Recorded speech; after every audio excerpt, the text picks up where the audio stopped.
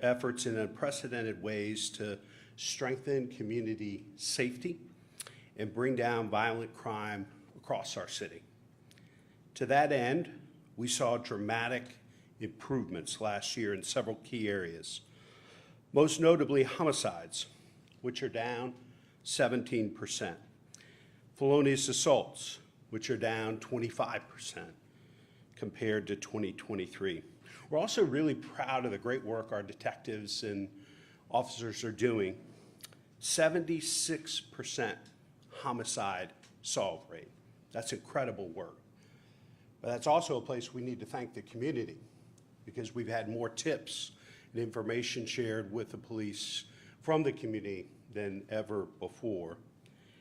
We think the investment of time and energy of our officers in proactive community policing, in addition to their incredible work on investigations, is one of the reasons we're seeing some success. These crime tips are now coming in at historic levels, and as you can see, they're making a positive difference in the lives of our neighbors.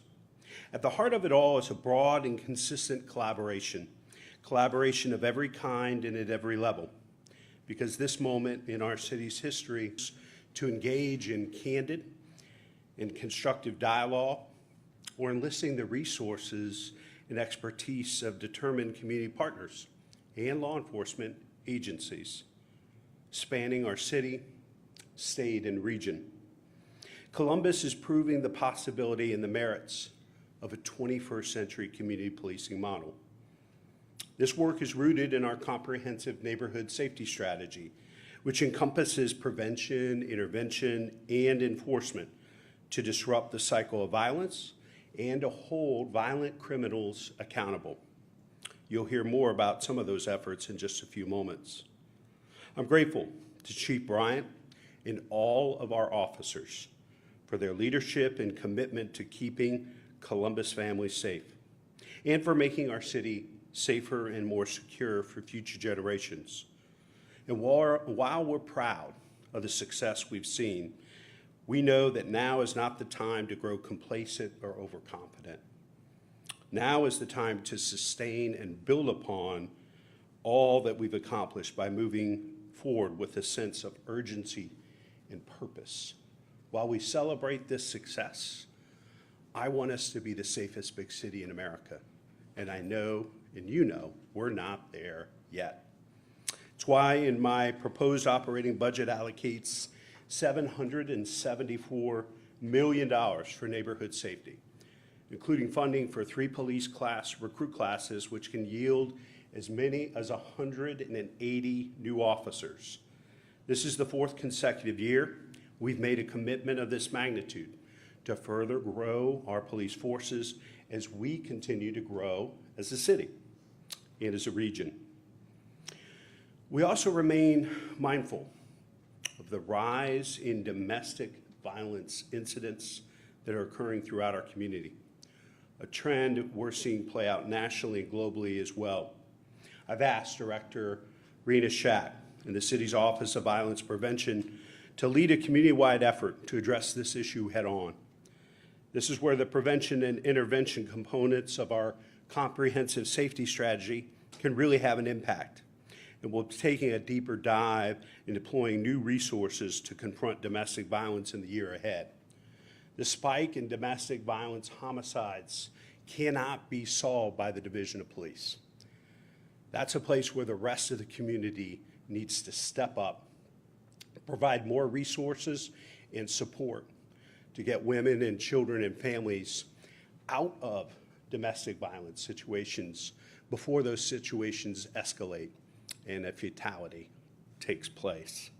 Let's talk more about CPD's many accomplishments and what more we can expect in 2025. It's my pleasure to turn it over to our Chief of Police, Elaine Bryant. Chief.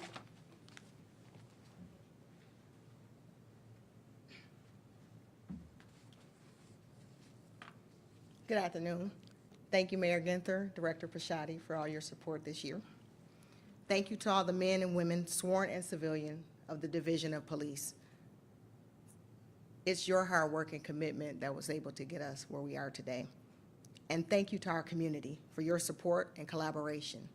Because of these collaborations, we've seen significant strides in reduction in crime, as well as increased community engagement and relationships. 2024 has had its challenges, we know that, for the division, but we also have saw a continuation of progress and change. Some of those included our non-fatal shooting pilot program, our expansion of the DV Stop program, our public order, public safety success, the creation of the Diversity and Inclusion Unit, our ABLE training, which stands for Active Bystandership for Law Enforcement. We as a division already adhered to a duty to intervene. The ABLE training is just another tool to help officers. All officers across the division receive training that was designed to reduce officer mistakes, give officers tools on how to intervene to prevent misconduct, and promote health and wellness for officers. We saw a reduction in homicides, just as the mayor spoke about, a reduction in overall felonious assaults. We took over 3,000 firearms off the streets of Columbus in 2024, including Glock switches and ghost guns. We conducted several operations aimed at addressing crimes in our communities. Some of those operations included Burnout, Moonlight, Safe Streets, Unity, and multiple directed patrols and summer safety initiatives. We've had some significant success with our CGIC unit, which is a Crime Gun Intelligence Center, our gang enforcement efforts, our mini real-time crime center, and our recruiting efforts of both sworn and civilian personnel. In a moment, you will hear from the assistant chiefs in more detail about these initiatives and our crime stats. Assistant Chief Bacher oversees our patrol and criminal investigations. Assistant Chief Thomas oversees public accountability and support services. And First Assistant Chief Potts oversees community and wellness and special operations. This leadership team has worked tirelessly to ensure we stay on task, and they continue to come up with new ideas to serve our community and serve our division. I want to publicly acknowledge them and thank them for the work that they do. I will ask Assistant Chief Bacher to come up now so he can talk to you about the specific stats and initiatives in his subdivisions.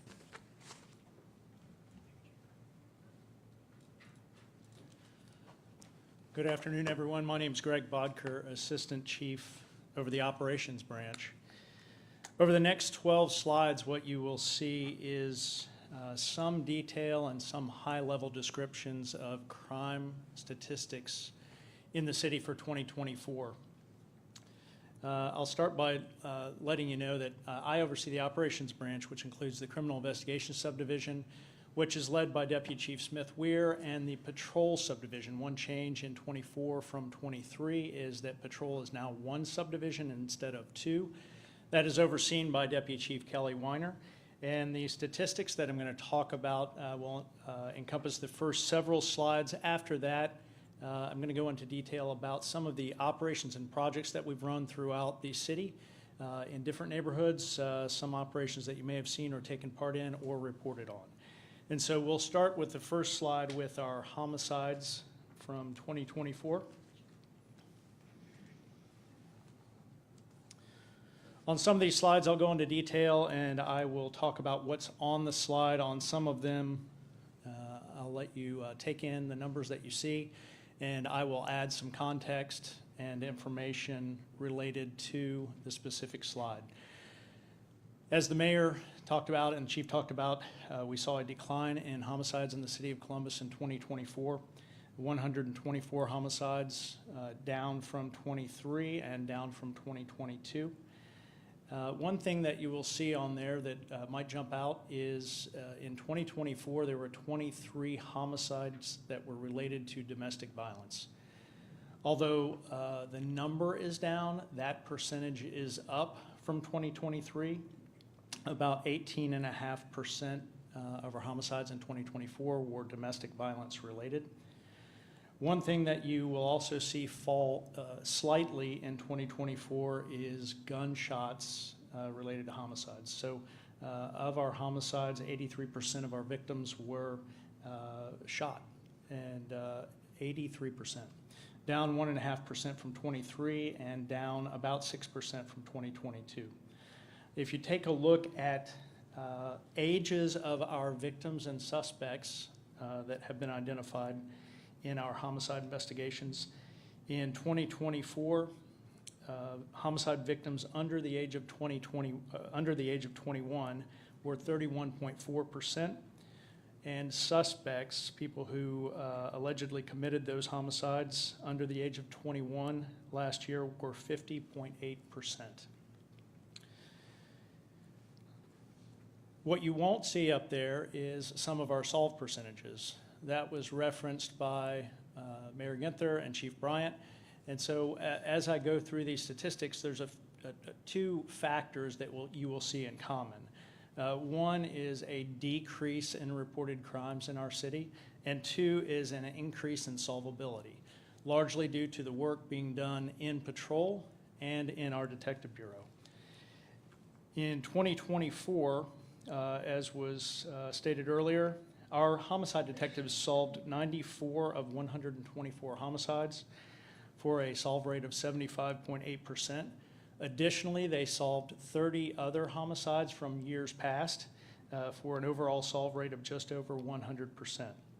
In 2023, our in-year solve rate was 75.1%, and our overall solve rate was 91.9%. In 2022, our in-year solve rate was 63%, and overall solve rate was 79%.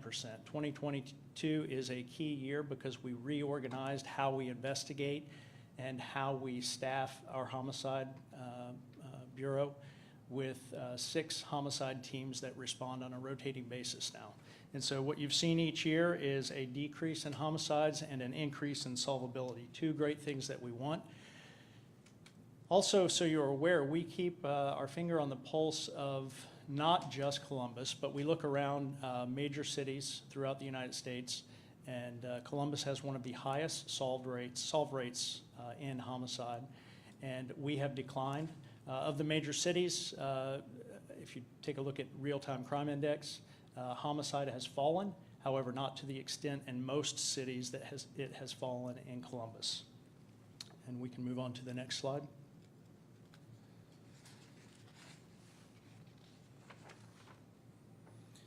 Felony assaults. There's a lot of ways to break down felony assaults and information related to felony assaults. It's about a 12.8% decrease of reported felony assaults overall from 2023. Included in that, kind of a breakout from all felony assaults, which includes stabbings, blunt force trauma. Included in that are gunshots. And so in 2024, there were 330 non-fatal shootings. 304 of those were investigated by our felony assault unit. The rest were investigated by homicide detectives, domestic violence detectives, or robbery detectives. One area that you won't see on there that we're very proud of, non-fatal shootings in 2024. The solve rate for a non-fatal shooting increased to 40.5%, and that's up from 26.7% in 2023. In addition to gunshots, 19.6% of the people that were victims of felonious assaults were victims of blunt force trauma. About 10% were victims of stab wounds, and the overall solve rate for our felony assault unit was 57.3%. Additionally, those detectives solved 149 other cases that did not occur this year. That's compared to 47.5% solve rate in 2023 and 28.9% solve rate in 2022. These increases in solve rates are due to a few things. In March, Chief Bryant approved a pilot called the non-fatal shooting pilot, which largely took place in North and South Linden. This was a team of detectives, felony assault unit detectives, in addition to patrol officers that joined that team, and they would respond to any non-fatal shooting in the Linden area.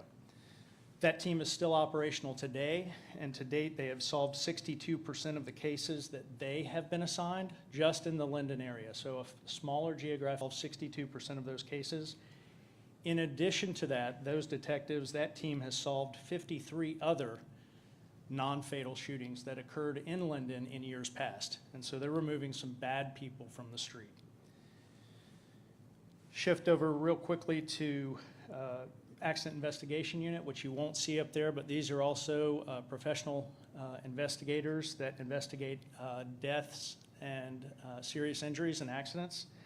And to give you some context, in 2024, they investigated 154 major traffic accidents that resulted in serious injuries or fatalities. That's also down from 195 major crashes that were investigated in 2023. And if we switch over to felony domestic violence.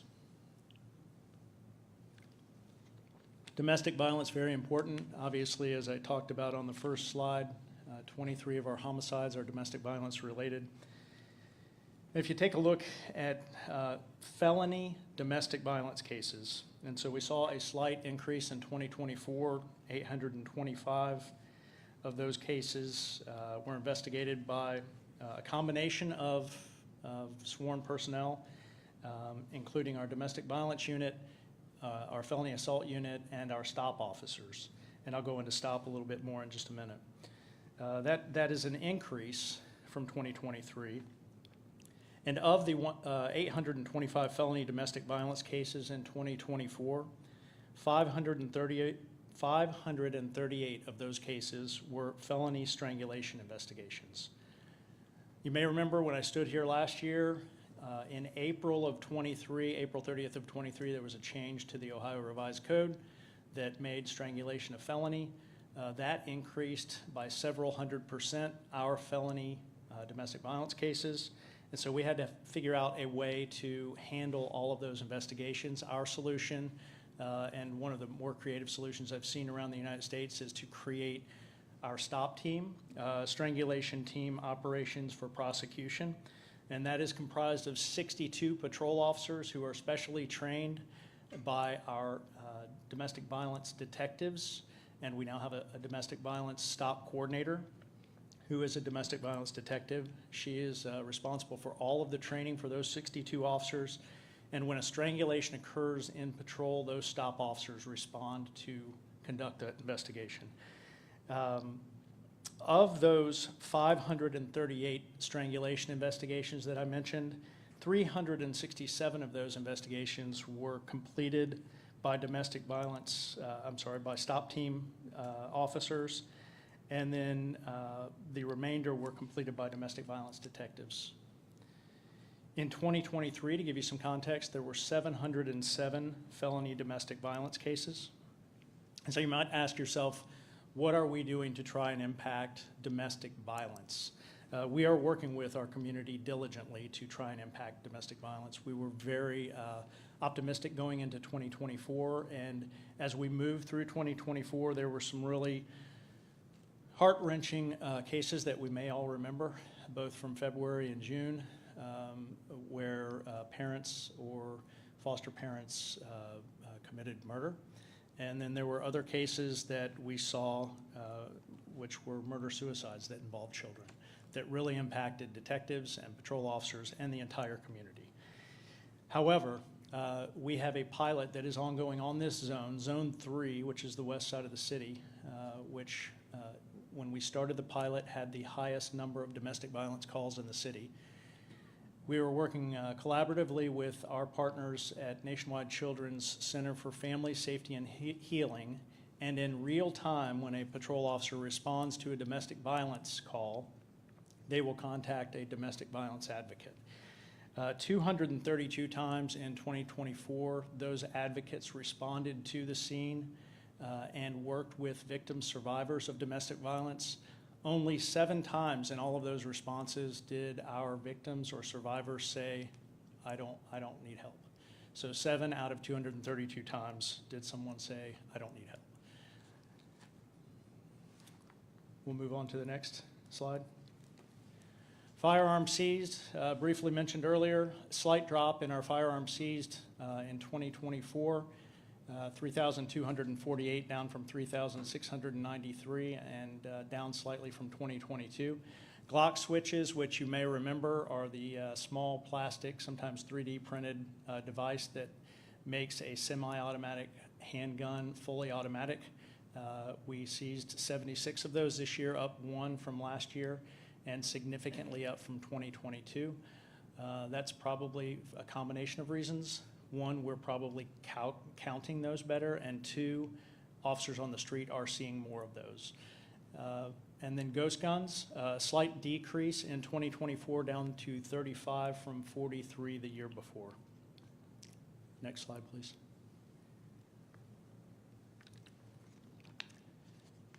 In 2024, when you look at this slide, you'll see a slight increase in the statistics for robbery. However, there was a shift in calculation from 23 to 24. So if you look at 2023, that is the number of cases, and if you look at 2024, that is the number of individuals. And so shows a slight increase, but they were calculated somewhat differently, showing the difference in numbers there. You can see that of our 1,503 robberies, 878 of those involved a firearm, and 458 of those were to businesses. I will add, when you look at that slide, that what you don't see is there were 154 carjackings throughout the city, and there were 225 home invasion robberies that occurred. Next slide, please. Take a look at burglaries. Burglaries are down as well. You can see in 2024, 2,240 burglaries, down about 300 from last year, and down from 2022 as well. If you take a look at reported rapes of victims decreased by about 5% 2024 from 23. To break it down even further, reported rapes of adult victims also decreased, and reported rapes of youth victims decreased about 19% in 2024 from 2023. So a slight decrease from 23 to 24. This is a big slide here. If you take a look, this is not different than what you see around the United States and around different major cities. Significant decline in motor vehicle thefts. And so you may ask a specific reason. I think it has to do with our partners that we work with regularly. We work with and meet with on a regular basis the juvenile judges, the juvenile justice system, and with families and parents. Some of you have covered our meetings with family members of both victims and suspects that have committed motor vehicle thefts. And so we're interested in working with our community to resolve issues. If you take a look at 2022, those numbers are really, really high, and then a significant decrease as we move from 2022 to 23 to 24. Add into that Kias and Hyundais, which accounted for about 39% of our motor vehicle thefts this year, had software updates in many of their vehicles, which prevented some of the theft. And then I think a lot of what you do, everyone in this room I think has reported on the numbers of motor vehicle thefts, which has led to a very diligent and committed community that does not want to be a victim of a motor vehicle theft. So they use the club, or they get the software update, or any other devices that prevent their car from being stolen. That covers the crime statistics, and then I'd like to talk a little bit about some of the numerous projects and operations that we do throughout the city regularly. This is through our patrol and our criminal investigation subdivision. So you take a look at Operation Unity. Operation Unity is a pop-up crime deterrent operation that we do throughout the city, and we base that upon evidence of violent crime. Where is violent crime occurring? Where have we had robberies, shootings, homicides? And we assign the patrol zone commander to initiate and run the operation. And if you take a look at Operation Unity, we had 7 Operation Unities in 2024, totaling 142 felony arrests, 56 firearms recovered, 17 stolen vehicles recovered, and you can see the fentanyl that we recovered there.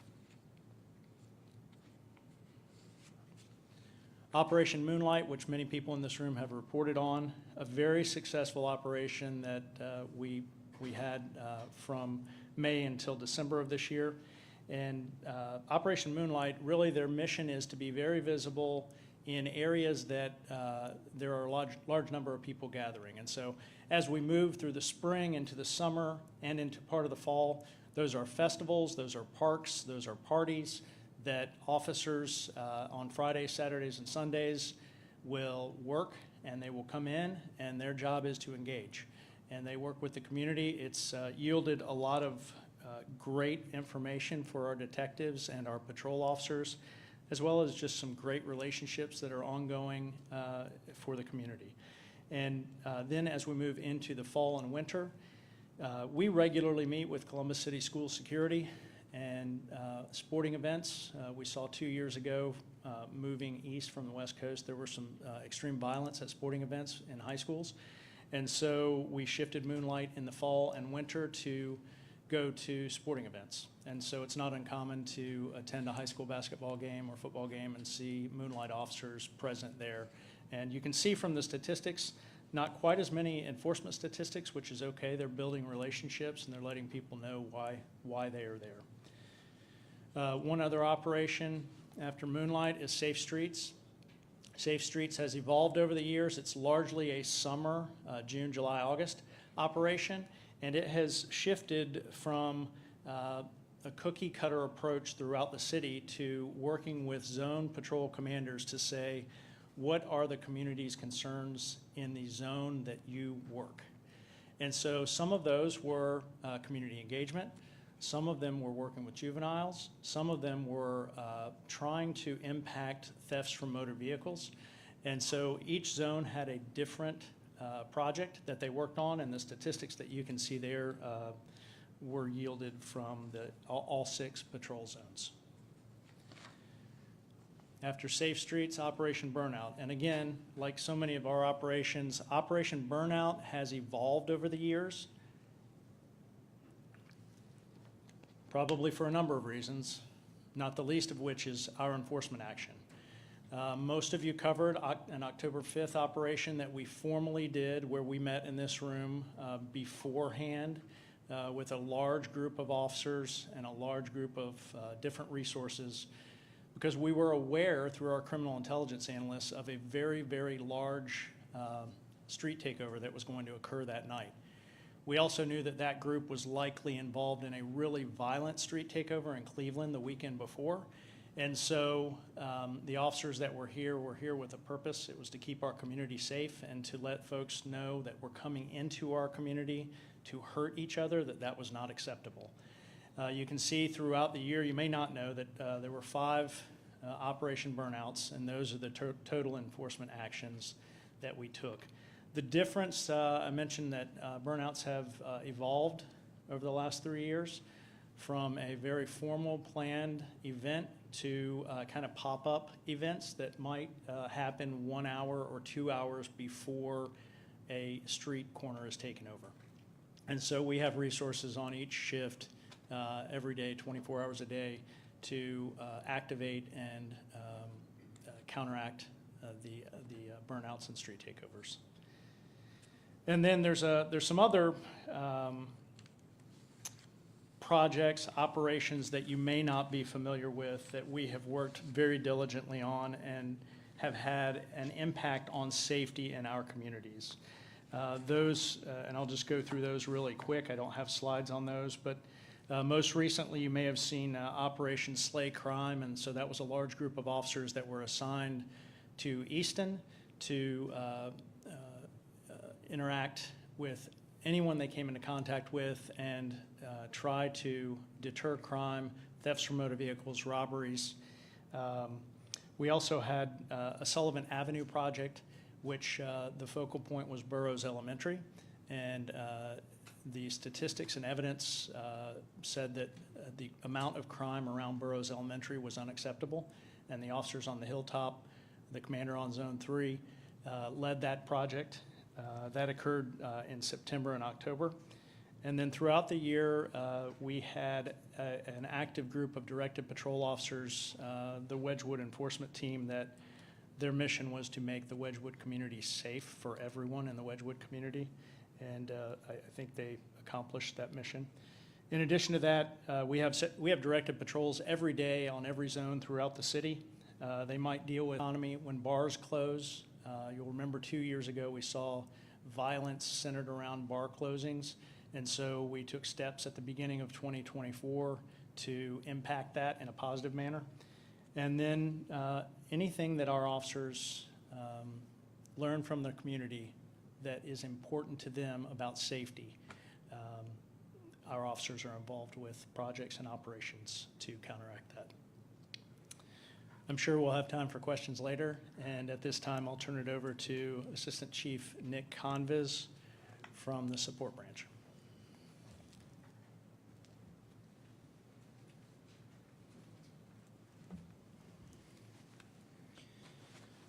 Good afternoon. I'm Assistant Chief Nick Convis, and I oversee our support branch, which entails our public accountability subdivision, overseen by Deputy Chief Mark Denner, and then our support subdivision, which is overseen by Deputy Chief Tim Myers. The Mini Real-Time Crime Center I'm always excited to talk about because they provide such vital support to our communities. And I'm going to talk about a couple success stories, but the important thing about it is most of their success happens before patrol officers even arrive on a scene. And so what they do is they leverage any investigations and help us solve crime.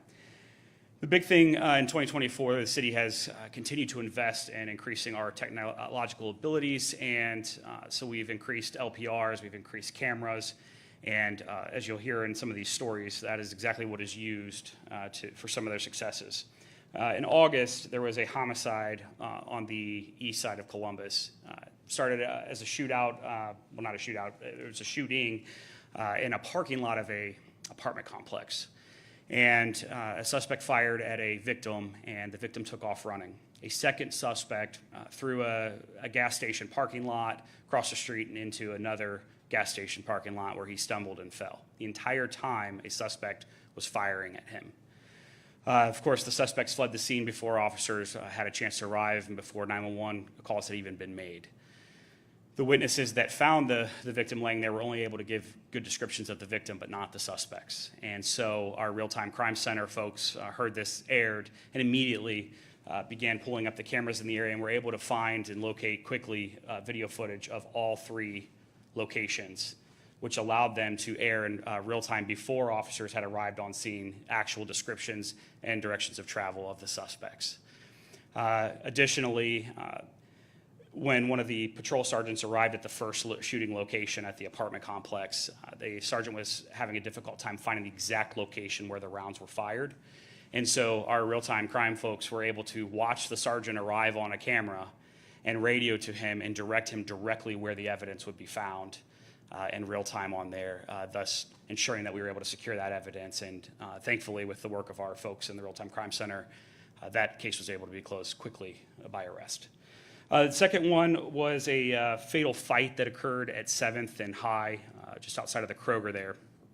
And we got multiple 911 calls regarding somebody beating a male with a skateboard.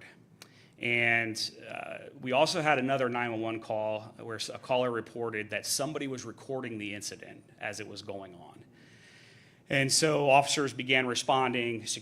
A security guard actually was able to detain the suspect out of that case. But when officers arrived, they were not able to get the witness. The witness had already left, and thus the video of the homicide had left.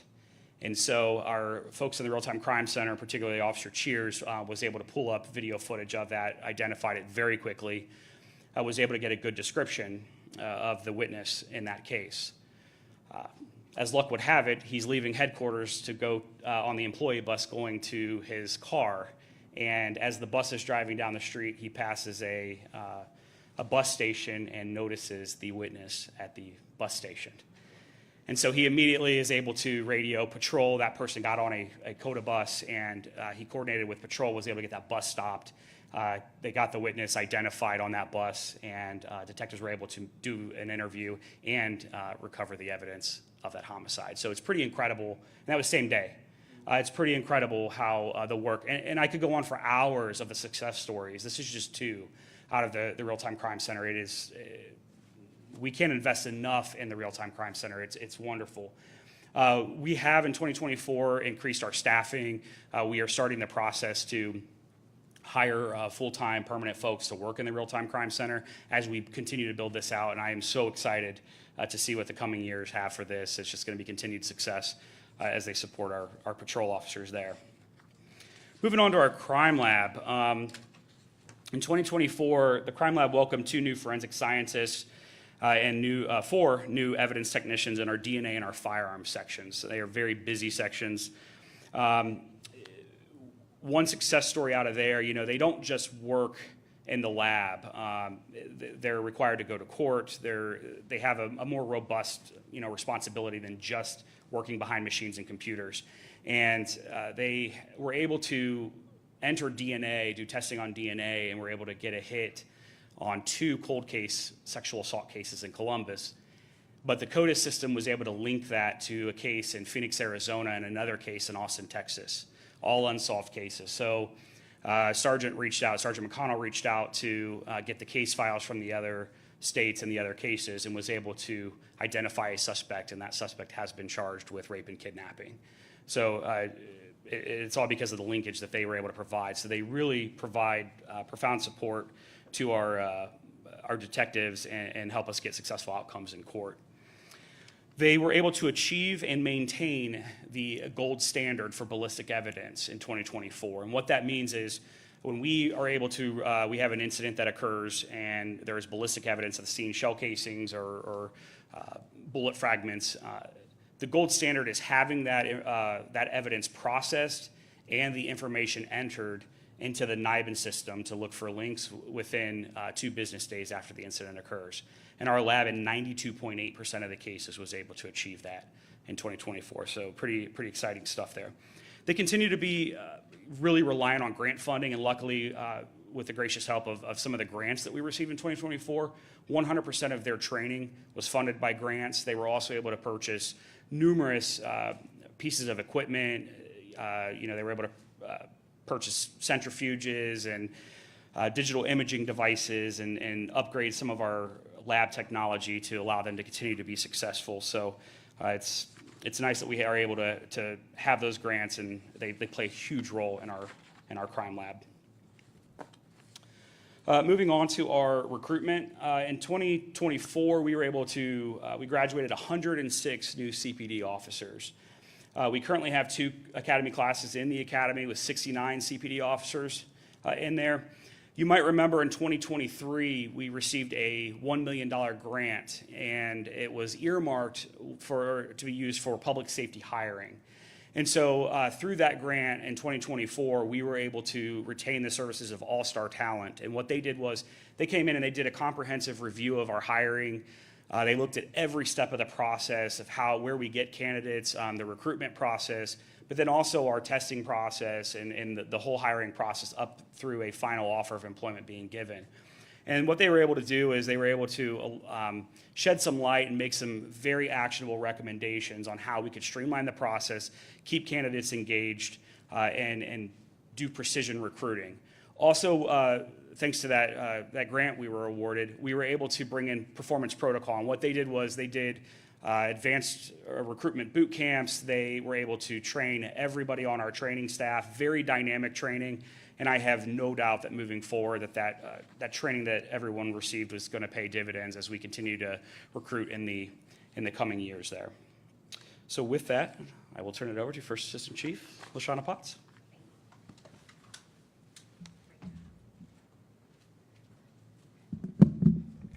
Good afternoon.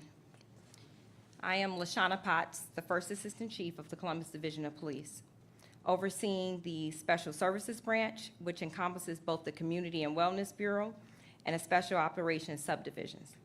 I want to acknowledge my Deputy Chiefs as well, Deputy Chief Sago and Deputy Chief Ally. I take great pride in the significant progress we made in 2024. This year's success was propelled by the strength of our partnerships and collaborative efforts across this city. Working closely with grassroots organizations have been vital in advancing our shared goals of building trust, enhancing safety, and reinforcing the relationship between law enforcement and the communities that we serve. Together, we made meaningful strides towards fostering a safer, more connected Columbus. Our commitment to engage with the next generation remains steadfast. We expanded our summer youth program through our TAPS program and broadened our presence in Columbus City Schools via our PSC program. Our bold, proactive approach to reducing violent crime took shape through our 3-year initiative, Operation Under Triple Digits, in partnership with Mothers of Murdered Columbus Children, where we share critical data with our community partners to amplify their efforts. We maintain an unwavering focus on dismantling drug rings, reducing gang violence, and addressing group violence. At the same time, we remain dedicated to improving the quality of life, from addressing abandoned cars, to drug houses, to late-night establishments, and assisting our unsheltered population. With these efforts, we sent a clear message that we are committed to creating lasting, positive change. Additionally, our ongoing collaboration with the Columbus Violence Reduction Initiative has proven invaluable.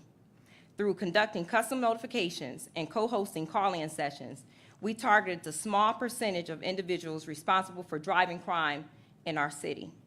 This partnership has allowed us to identify and address the root causes of violence, prioritize intervention efforts, and implement solutions that deliver enduring positive outcomes.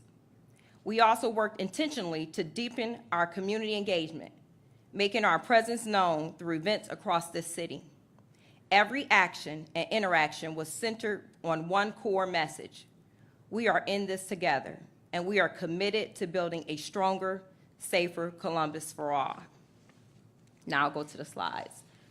I'm very grateful to be able to work in partnership with not only CPD, the ATF, the Ohio State Police, the Franklin County Sheriff's Office, and Franklin County Prosecutor's Office. As of December of 2024, 222 firearms were seized, and 1,045 casings have been entered into NIBIN to complete the full year of 2024. This has allowed us to really go after those targeted individuals who perpetuate violence in the city of Columbus. Next slide.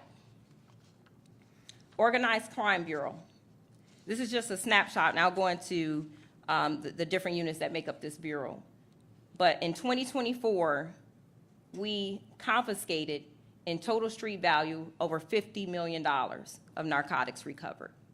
Not only that, but we did 1,806 search warrants, recovered 650 firearms, and $2 million in cash. Next slide. Gang enforcement. As of December of 2024, we conducted 507 search warrants, 223 firearms recovered, and 17 Glock switches.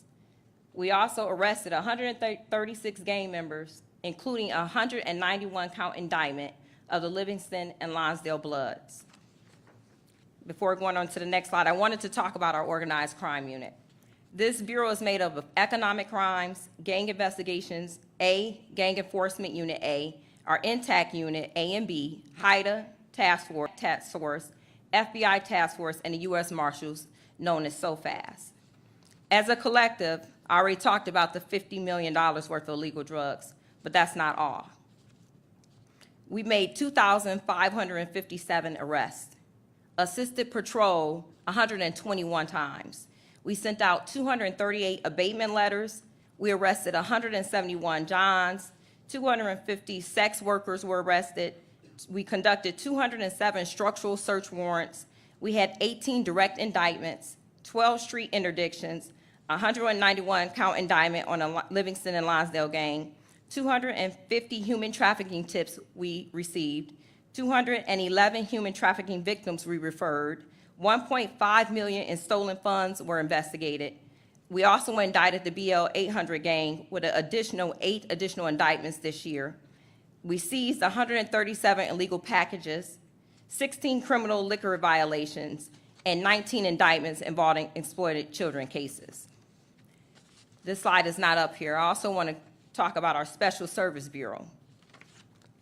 This bureau consists of our SWAT, K-9, counterterrorism, heliport, underwater search and rescue, special events, emergency management unit, mounted and public order safety, better known as POPs.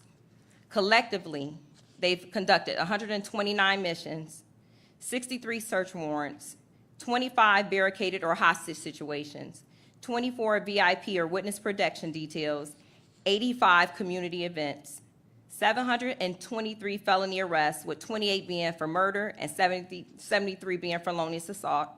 They've answered 4,399 calls for service, conducted 24 missing person searches, 71 non-accident citations, 313 arrest assists with patrol, handled 42 swatting cases, charged 13 criminal charges against offenders who threatened schools, 27 joint hazardous assessment deployments, responded to over 112 school threats, 155 protests, demonstration, marches, events, and other crowd management, recovered $112,000 worth of property, recovered 3 bodies, participated in 7 land searches, 54 call water call-outs. Also during that time, they competed in 2 international mounted competition, placing 6th, 8th, and 10th respectively, and trained 29 different agencies for a total of 68 officers across the country on crowd management. They also, during that time, assisted in major events such as Arnold, Pride, Red, White, and Boom. You can go to the next slide. Community engagement. In community engagement for 2024, in partnership with the Columbus Police Foundation and our gracious donors, we hosted 120 senior citizens during our Valentine's Day dance. 1,000 young adults were provided a safe space at Red, White, and Boom. 200 vehicles were registered for our 2nd annual Rich Street War in partnership with our COSI. 10,000 pieces of candy were given out to children during trunk or treat. 500 families were provided a Thanksgiving dinner during the annual turkey giveaway. 20,000 toys collected for 59 children of families affected by homicide, but also included other families of Central Ohio in need during the holiday season, and this was in partnership with ABC6 and Toys for Tots. We had 491 community events attended by our community liaison officers. They also attended 449 Block Watch and Civic Association meetings. We held 2 Citizen Police Academy classes, and we also hosted several sporting programs with Fire and Parks and Rec through Inspire Sports. But we didn't stop there. In conjunction with Starfish Foundation, we also participated in many engagements, including giving up over 2,200 books through Books and Badges, 500 brand new coats during our coat drive, delivered to 200 families during Thanksgiving in the Rosewood Apartments during Cops and Gobblers, serviced over 1,000 people during the Linden Trunk or Treat, participated in the Special Olympics, and provided over 500 children with school supplies. This slide is not up there, but I want to talk about our community wellness subdivision and some of their highlights. Recruiting, TAPS, diversity, equity, inclusion, cadets in the PSC units. Together, cadet class number 5 acquired an 88.2 diversity level. It is the most diverse class to date and also had our largest female class. The DEI unit, which was created back in 2024, created a multi-language victim resource door hanger and indiscreet cards for victim resources in partnership with the FBI. We also partnered with Zone 1, Lieutenant Sweeney, to design assistant placards to help new Americans to be displayed in bathrooms in Easton. We created, in partnership with Defensive Tactics at the Academy, a self-defense class for domestic violence victims. In 2024, our CBD recruiting unit had 2,766 applicant position of police officers, which was the highest application process since 2018. The recruiting unit also hosted 45 fitness in 2024, Get Fit and Informed, which provided an atmosphere for people who want to be police officers to get them ready to join the academy. The youth recruiting team attended 121 events at high schools and other locations around the city. We hosted a summer day camp that had 425 youth. We had TAPS programs in 4 middle schools, Johnson Park, Dominion, Medina, and Sherwood. And we also volunteered through our PSCs for 33 events in 2024. But we didn't stop there. We increased the numbers from 54 members in our PSC. It's the highest it's been in 4 years. And last but not least, our Community and Wellness Bureau for our motorcycle and freeway. We don't just do community engagement and enforcement. We also look for violators in traffic. We issued 14,322 citations. We made 354 arrests. We assisted patrol 378 times, but in that time, we also answered 2,685 311 complaints. But our officers were also awarded awards for excellence in OVI enforcement, and they also conducted 200 dignitary funeral and team escorts. We did add a therapy dog with Officer Seacrest and Bodie, and we added 9 new chaplains in 2024. On top of that, the Mobile Crisis Response Unit was awarded 6 unmarked police cars by Public Health after they were issued a gracious grant. And that wraps up my subdivisions. Thank you. And I'll turn it back over to Chief Bryant.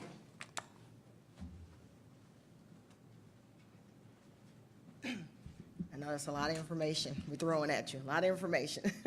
We have so many community partners that work with us daily, and we wouldn't be able to do half the work that we do without them. So we have a few of them that are here with us today that are going to speak and share a few words about our partnerships.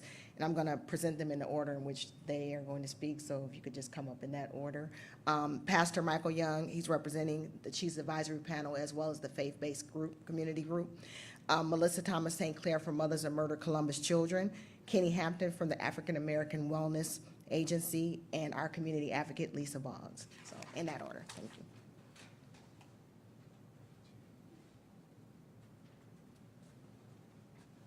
Good afternoon. As Chief Bryant introduced me, my name is Michael Young. I do have the privilege and the pleasure to be the lead pastor of the City of Grace Church located here in Columbus. I also have the honor of being part of the Chiefs Advisory Panel. But before I was any of that, I was a young man that was born and raised in the city of Columbus. Above everything else, I'm a lover of my city.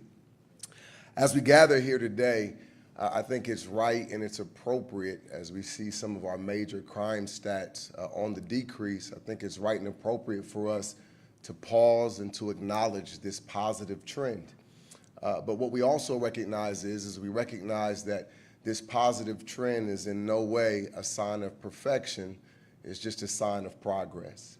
And because it's just progress and not perfection, we recognize that there is a tremendous amount of work that is still in front of us. There is a tremendous amount of hope and aspirations as we wake up every single day to do the work to make our city a better city. When we look at these positive trends and we look at these numbers, what we recognize, and it's already been acknowledged, is behind these numbers are passionate people, people who are passionate about making Columbus a safer and more successful city. It's people who wake up every day and work in the shadows. They sacrifice their time, their energy, their efforts. They contribute their gifts and their talents to make our city better, to make it safer.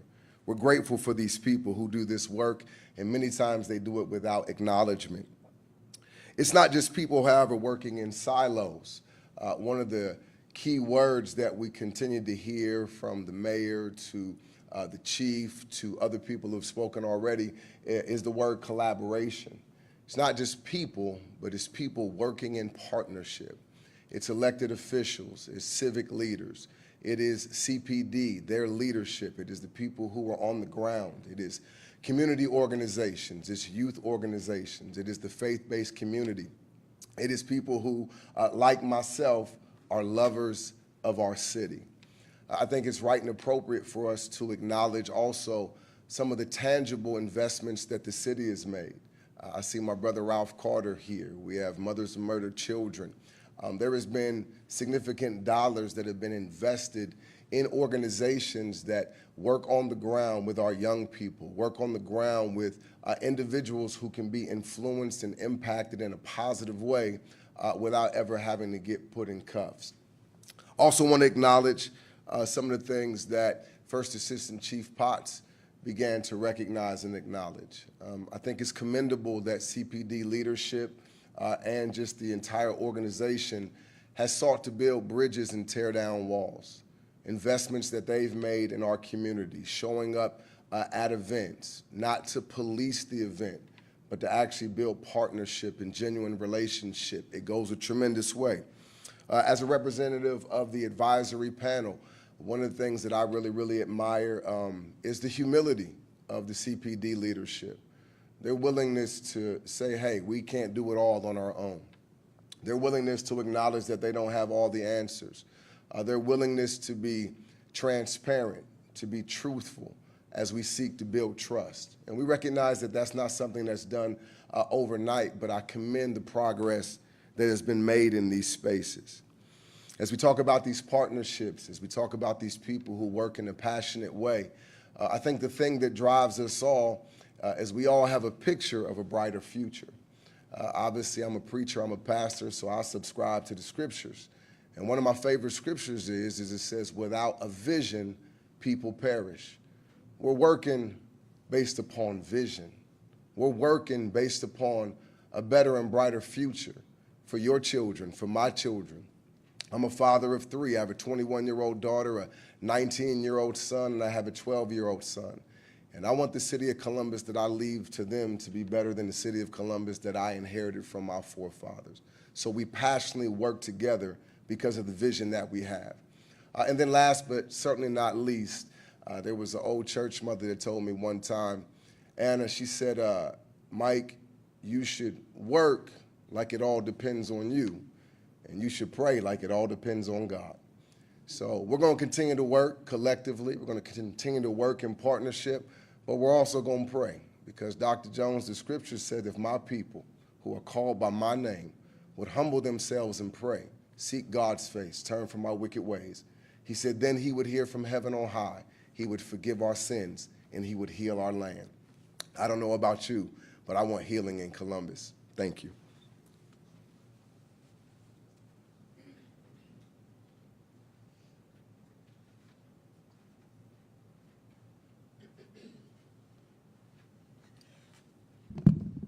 Good afternoon. I'm Melissa Thomas St. Clair, founder of Mothers of Murdered Columbus Children. Thank you, Mayor Ginther, Chief Bryant, First Assistant Chief Potts, Chief Bacher, Chief Thomas, and all of CPD. Mothers of Murdered Columbus Children celebrates the collective achievements of 2024 in the ongoing fight to reduce violent crime, provide intervention services, and support families impacted by tragedy in Columbus, Ohio. With a steadfast commitment to our mission, MOMCC continues to stand as a beacon of hope and advocacy for a safer city. On November 13th, 2023, through a live that I was hosting with our Columbus community, Operation Under Triple Digits was born. The first agency to jump on board saying yes to this operation was the Columbus Division of Police.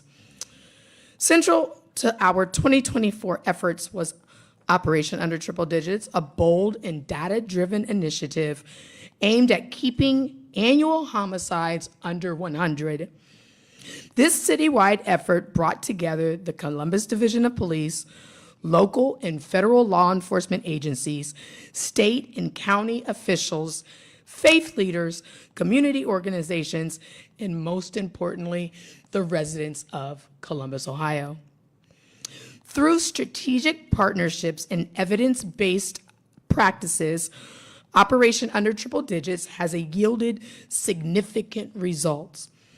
In 2024, Columbus saw a measurable decline in homicides, reflecting the power of collaboration and a shared commitment to peace. Highlights of this initiative include proactive crime prevention. MOMCC worked alongside law enforcement and community leaders to organize community coverings, quarterly meetings with Columbus Division of Police, numerous peace-building events. MOMCC hosted a historic march alongside CPD, Apostle Nikki Hampton, lead pastor of Fresh Start Worship Center, Pastor Joe Graves, lead pastor of City View Church, other faith leaders, city agencies, Ralph Carter with We Are Linden, other community organizations, and dozens of mothers impacted by tragic murder. MOMCC launched our successful Trendy Trades, Fishing Not Fighting, and Gun Safety Summer Youth programs that supported about 100 youth. These efforts and more empowered residents to take an active role in safeguarding their own communities. Enhanced crime intervention. By leveraging real-time crime data provided by the Columbus Division of Police, MOMCC deployed resources to high-impacted areas, hosting emergency response initiatives and providing immediate support to families affected by violence. Our crime scene support team leveraged our lived experiences and community relationships to comfort families at crime scenes, providing pertinent updates to families, and kept the crime scene safe through de-escalation efforts. MOMCC visited youth prisoners at DYS and, alongside with First Assistant Chief Potts, visited adult offenders in ODCR. These visits served as growth mindset opportunities for individuals who were set to be released and individuals who will never be released to society.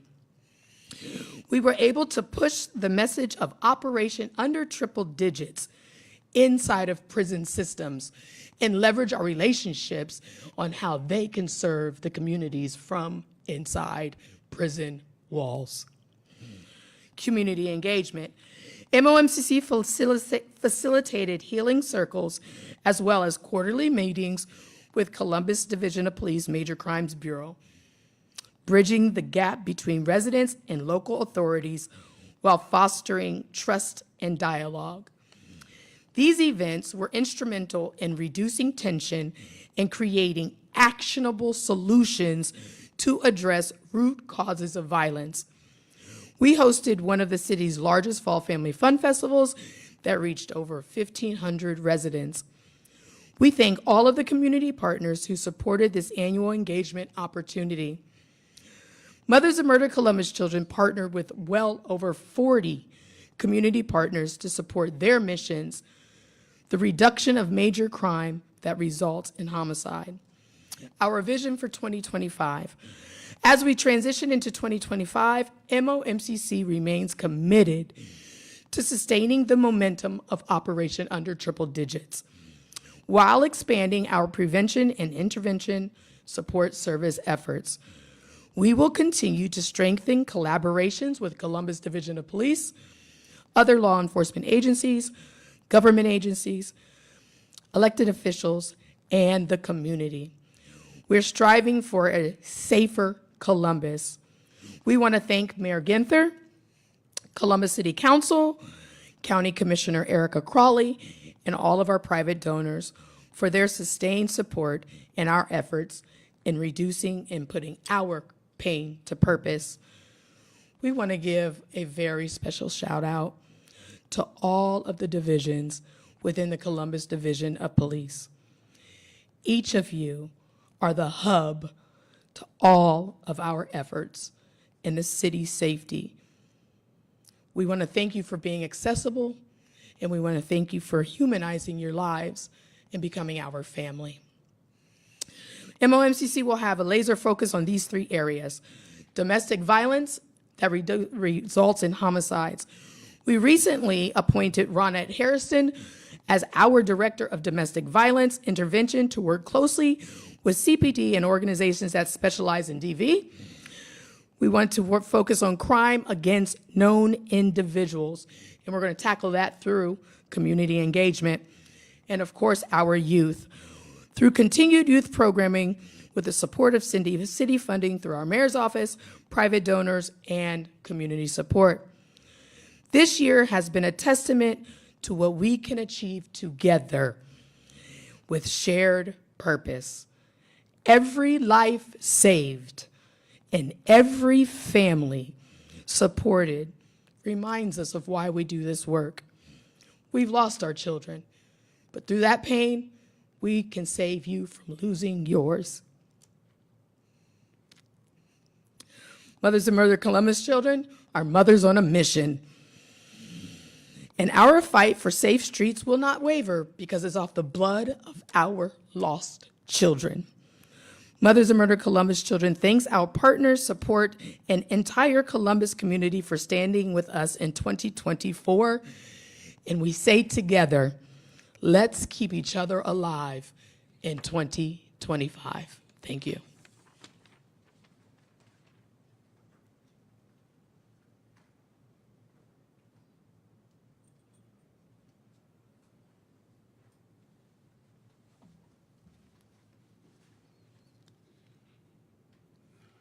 Good afternoon. Gotta get used to sometimes the mic is a little lower for the taller guy. My name is Kenny Hampton. I serve as the president of the African American Male Wellness Agency. We're the health and wellness arm to the National Center for Urban Solutions Enterprises. On behalf of the entire organization, I want to say thank you to Mayor Ginther, thank you to Chief Bryant, thank you to First Assistant Chief Potts, and the entire Columbus Police Department. I don't just stand here as a president of this national organization. I stand here as a cousin. I stand here as a son. I stand here as a grandson of current and former Detroit police officers. I'm born and raised in the city of Detroit, and I have a deep appreciation and a lot of respect for officers that go out every single day to protect us and to serve our community. So on behalf of the entire organization, we want to say thank you to every single officer that is a part of the entire division for the work that you do to keep us safe. Our organization prides ourselves in partnership. We believe that there's power in partnership. You've heard from several organizations, and you've heard from different leaders across the city of Columbus. And the work that we're doing in this city to change lives and ultimately save lives, it cannot be done by ourselves. It's not an individual assignment. This is a group study. This is a group assignment. This is a group project. And it's going to take every single community-based organization, every single individual of the community to buy in.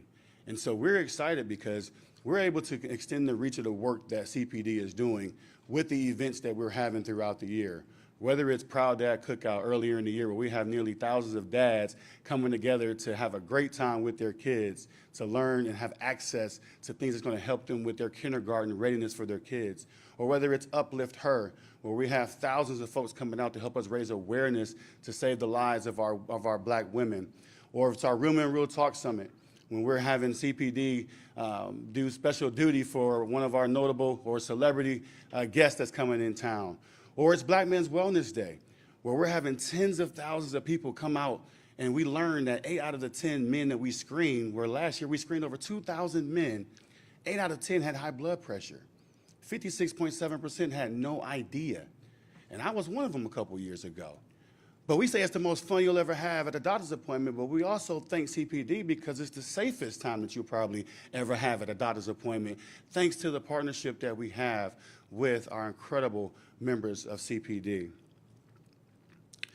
We also trying to stand in the gap in this space of trying to deter the homicides, deter the suicide. And so we're having the monthly Real Men Real Talk conversations with our men, taking the community. We pride ourselves on bringing the cleaner to the community, right, with our free health screenings that we're having at our events at our Black Men's Wellness Day. But we also do mental wellness work. But the cool thing about it is that we're able to have officers that are able to participate at these events, whether it's getting a free health screening or coming to one of our Real Men Real Talks, where we're having a safe environment, exposing men to talk therapy. To do what? Ultimately save lives. And so as we do the work that we're doing throughout the year and what we've done over in 2024, we can't thank CPD enough, because we're excited about what's next, what's to come, because we truly understand that there's so much more that we're going to do in 2025. We expect to see tens of thousands more on the second Saturday of August this year at our Black Men's Wellness Day and at all of our events. But we're excited even more because of the fact that it will be an incredible time, but it'll also be a safe time. And that's because of our partnership that we have with CPD. On behalf of the entire organization, we do have members here representing our organization. Thank you so much for all that you do. But we're excited about this partnership, and there's more to come. Thank you.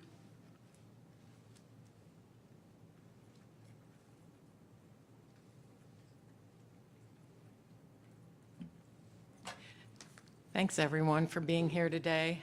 I want to especially thank the Columbus Division of Police for putting on that uniform every day, putting your badge on, getting out there in the streets to make us safe. And that's what every citizen in Columbus wants, is a safer neighborhood, a safer community. My name is Lisa Boggs. I'm a community advocate, and I've been coordinating our block watch over here on the hilltop near Sullivan Avenue for 28 years. So I've met a lot of the different police officers on the streets, a lot of the chiefs, the Mayor Ginther. I mean, I've met a lot of different people out here trying to make our neighborhood a safer place. When I started the Block Watch 28 years ago, it was, to address thefts of cars in the neighborhood. That was kind of our main thing. 28 years ago, 3 decades ago, it was mostly, the break-ins and things like that. But I've quickly, meeting with our division of police and talking about the broken window theory, I learned basically that a lot of crime is invited into the neighborhoods because of, the broken window theory and, people not taking care of their community, throwing trash on the ground, blighted houses, things of that nature. So I started organizing cleanups, and I've been doing that for probably 22 to 23 years, out here in these streets also with my bucket, my grabber. I'm picking up litter. I'm picking up things along Sullivan Avenue that you wouldn't believe. I'm seeing things that you would not believe in the neighborhoods. And so that was kind of my main thing, was to clean up trash and make our neighborhood a cleaner, more safe place to live.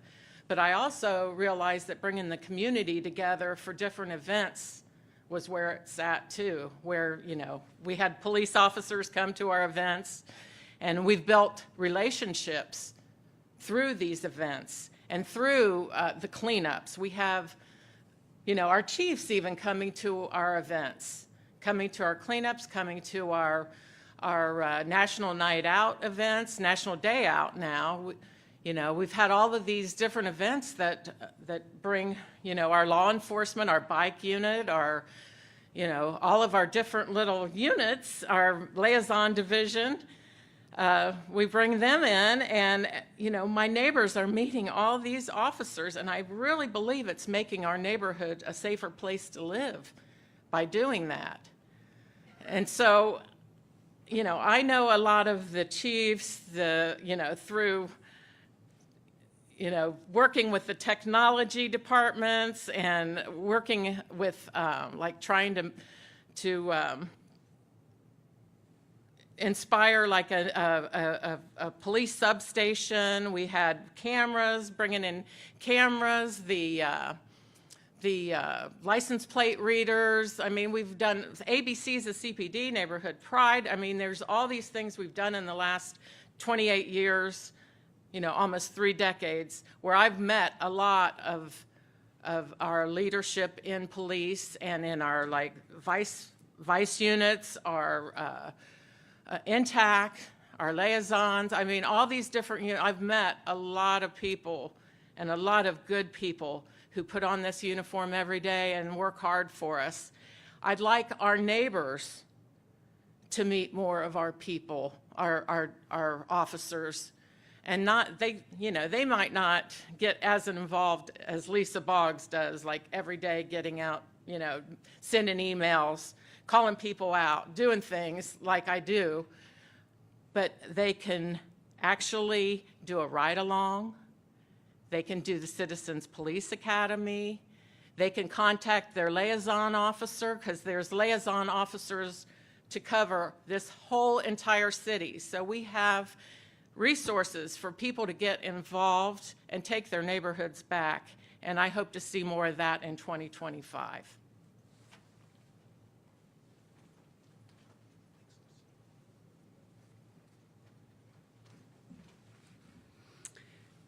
Thank you so much, Lisa, and for everyone that's joined us, all of our partners, our great Division of Police.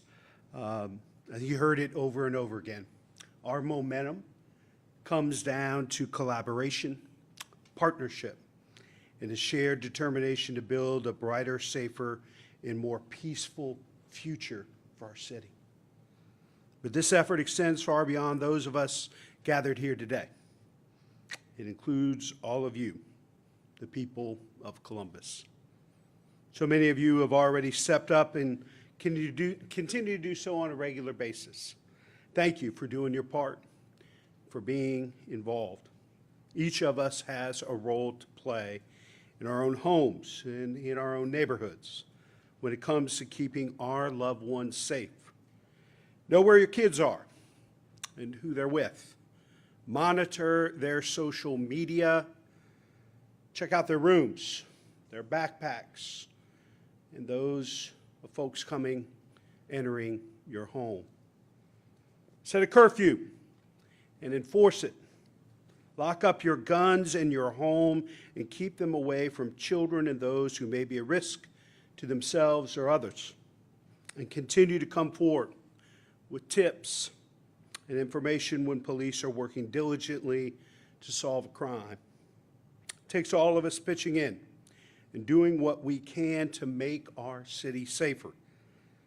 And with the passion and support of our vast network of dedicated and proven partners helping to carry us forward, I'm confident we'll continue to achieve meaningful progress together. I know we've had a lot of information and stats and data shared with you. We'd be happy to take your questions. I think what I'd like to do is prioritize questions regarding safety first. If you have questions about snow or the Buckeyes or any of those types of things, we'll ask you to hold on to those until we take some of those safety questions. Yes, Kevin. Hi, Mayor. Can you talk about the domestic violence cases? Is there any insight as to why they're going up and what the city can do to try to drive those numbers down? We had a homicide this morning, domestic violence on Shipton Avenue this morning. Can you address that? Well, I might look to the chief or her team to respond with some more detail.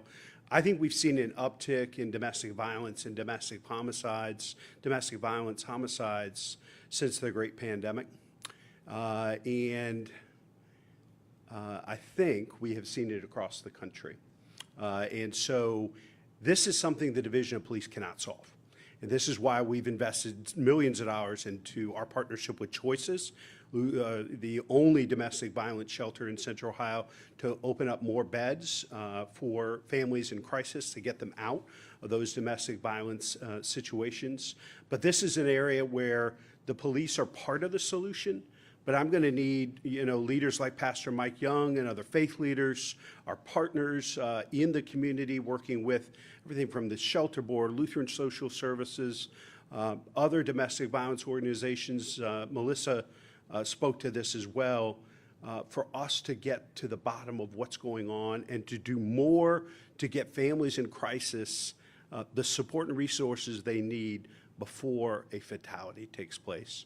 Chief, you or the team want to speak any more to it? No, you're correct, Mayor, but I just wanted to also acknowledge, as you see our community partners up here, they are significant in helping us to reduce this domestic violence number, as well as you could see some of them, the Ohio Women Against Domestic Violence. We have so many partners, we couldn't just name them all, so that's why we put a slide up, but we can't do this alone. So our partnerships, they matter, they're important. It's not just about enforcement. It is about education. It is about resources. It's about economics. It's about so many different things. And it doesn't just start by responding to a run. It's about making sure that families have what they need to be able to sustain. What you did see a lot during the pandemic was a lot of families that were in close quarters, that there weren't enough outlets. People weren't able to go to school. They weren't able to go to work. So unfortunately, like you said, across the country, you saw an increase in domestic violence. So we're working with a lot of our community partners to try to address those concerns and bring that down. So I didn't get a chance. I'd like to thank some of our city partners as well. Office of Violence Prevention, Columbus Violence Reduction, Columbus City Schools, Columbus Fire Department, Columbus Recreation and Parks, Department of Neighborhoods, our city council, and our city attorney's office. We also work with the prosecutor's office and our juvenile court judges, Columbus Police Foundation, the FOP Foundation, as well as our FOP leadership. They are all integral and they're all important in what we do, and we would not be able to do any of this work without them. And Kevin, the only other thing I would add is stay tuned. We've asked Director Rita Shack, who leads our Office of Violence Prevention, to put together a plan in partnership with, all elements, as we talked about prevention, intervention, enforcement. But Director Shack will be leading the way, and we hope to have a plan here in the next couple of months for us to act on. Yes? For the number of homicides involving those under the age of 21, juveniles, they were pretty consistent numbers this year compared to last year. So what more can be done so we can see a dramatic drop in that area like we did with motor vehicle thefts and homicides? We're working closely with, like we said, the juvenile judges, and we're doing a lot of work with the Columbus City Schools. So we're hoping to, you're seeing a slight decrease, and we're hoping to decrease that even more. But it's going to take time, and it's going to take a lot of work through the collaboration and efforts that we're doing. But we are working towards that goal, and we've had some pretty successful meetings with our juvenile court judges, as well as the Columbus City Schools. You mentioned you're going to add 180 new police officers. Is that actually going to add more officers to the street, or does that simply fill in those who have retired or so on? So is that actually going to add officers to the street? Is that just simply supplement what's already there? So what we are seeing is a decrease in our attrition, which means that we're not seeing as many officers leave as we have in the past years.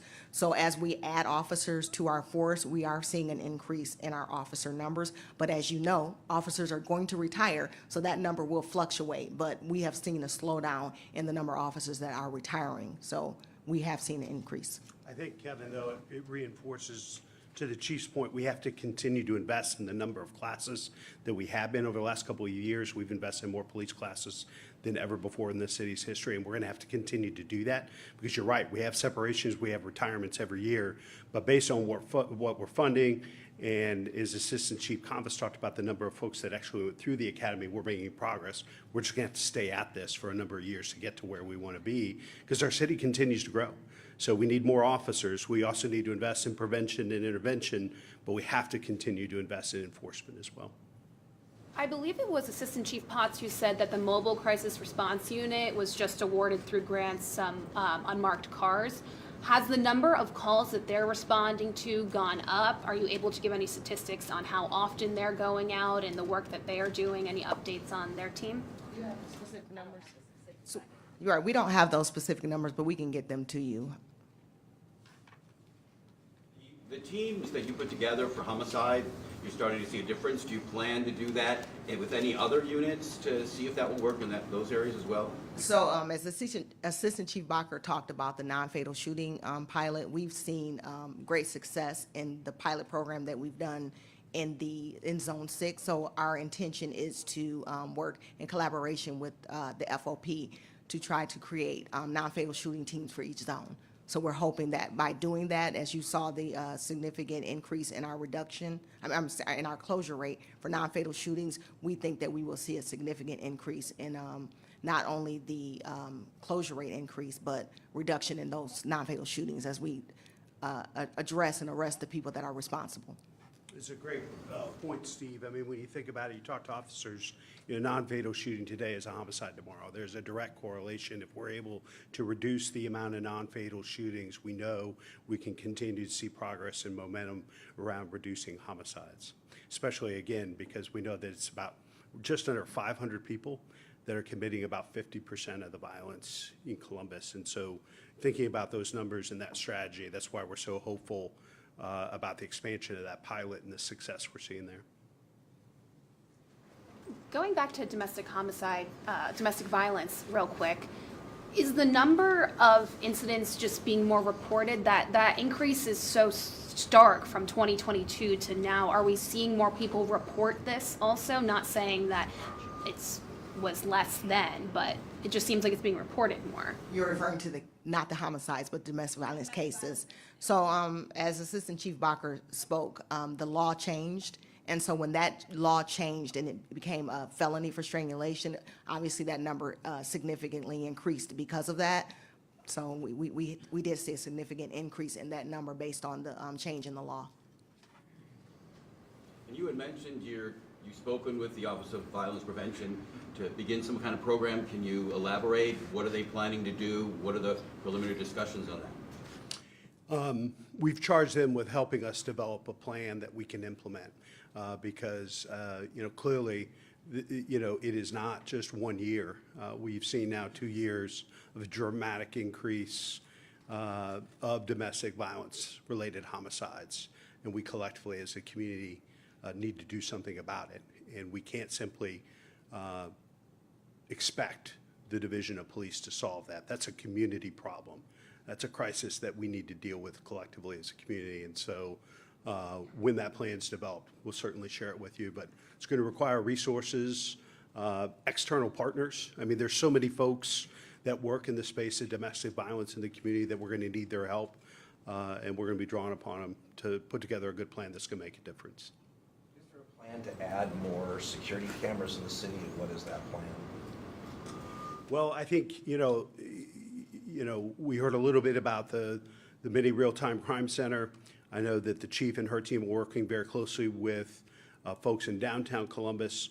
Both of those efforts are part of our larger scale effort to put in place a real-time crime center, the old Carolyn Avenue site, in the coming years. And so grateful to the voters that they've continued to support bond issues that will allow us to invest in a 21st century real-time crime center that I think, just based on what we heard of today from Assistant Chief Convis and otherwise, really put our officers on offense in a way that we never have been before. So you're going to see a significant increase in the amount of cameras, but I think probably even more powerful is connecting the different camera systems and having the private sector work with the public sector to really draw upon that and use that information to give better information real time to our officers on the street. Speak to it. Oh, no, yep. Just like the mayor said, we are always looking to leverage technology. So I know that there is a plan to increase some cameras. So we are definitely going to be looking forward to that. Our mini real-time crime center has access to a lot of cameras now, and there are a lot of businesses that are allowing us to access the cameras that they already have in place as well, which has been beneficial and helpful to a lot of our officers. How are you guys partnering with some of these managers to address some of this data-driven that's up in life? Newer Americans, how are you addressing Newer Americans, some of these data? Yes, that's a great question, and that is one that First Assistant Chief Potts, we working closely with those communities to try to make sure that we are addressing their needs as well and making sure that we have liaisons. We want to make sure that these crimes are being reported. We want to make sure that the resources that we need to have available is available for them and get them included as well in any solution. So we're meeting regularly with the community to make sure that we are addressing those concerns.